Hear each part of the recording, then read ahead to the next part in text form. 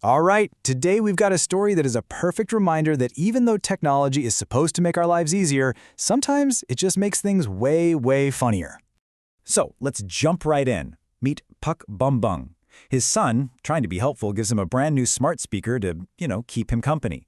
The result, though, was, well, you're about to find out. Now, his son's instructions seem pretty simple, right? But as we're about to see, maybe they were a little too simple. This one sentence, this is what sets the stage for some truly epic confusion. So picture this. It's the very next day. Bambang is just chillin', enjoying a quiet afternoon snack of some traditional Ranginang crackers, and then disaster strikes. It's a total mess, and out of pure instinct, Bambang does what you'd expect. He yells for his wife. The only problem, she's out at the market. So he's shouting into what he thinks is an empty house. But it turns out the house isn't quite empty. A calm female voice suddenly answers from the corner of the room, and this is where things start to get weird. Bambang is, you can imagine, completely frozen.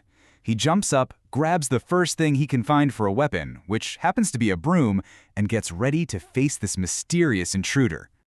He's creeping around the room, broom held high like a spear, and he shouts out, demanding to know who's hiding in his house.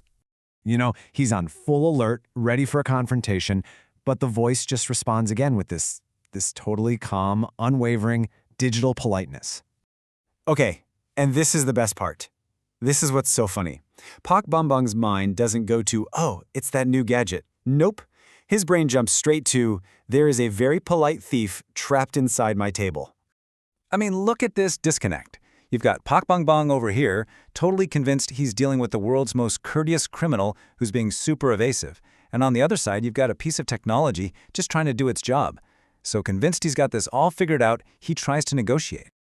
He is genuinely impressed with the thief's manners. It's incredible. But when flattery doesn't work, he decides, all right, it's time to bring out the big guns. So Bambang sneaks closer to the little black box on the table, and he whispers one last, desperate warning. He's literally threatening the box with his cup of coffee. The speaker, of course, hears a keyword in there, but gets the context completely hilariously wrong. So, what do you think happens next? All of a sudden, the entire living room is just filled with the booming sound of dangdut music, and this scene is just pure chaos. You've got Bambang in a full-blown panic, but the beat is so good he's kind of dancing a little bit, all while waving a broom at a speaker. And of course, it is at this exact moment, our hero, mid-panic, mid-dance, mid-broom swing, that his wife walks through the front door. I mean, can you even imagine the scene she's walking in on? She's just looking at him, shaking her head. And Bambang, totally out of breath, stops his frantic dance and he tries to explain this completely insane situation.